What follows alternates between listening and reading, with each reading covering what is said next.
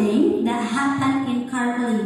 Jadi present continuous tense itu maksudnya kegiatan atau situasi yang terjadi pada saat ini juga atau sedang terjadi. Like we do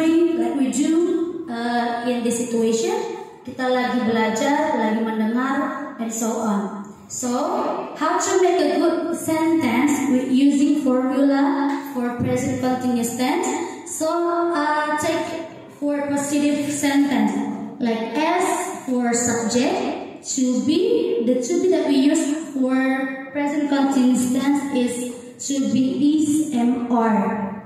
Okay, and then there are infinitive verb, or as well known as is verb 1. Jadi infinitive verb itu kalau disederhanakannya namanya verb 1. And then plus verb in and complement. So complements it is include about noun, adjective, and adverb. Okay? Now pay attention.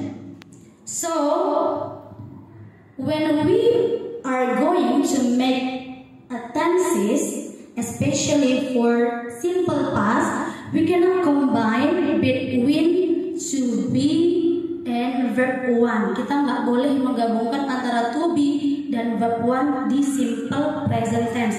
But in this case,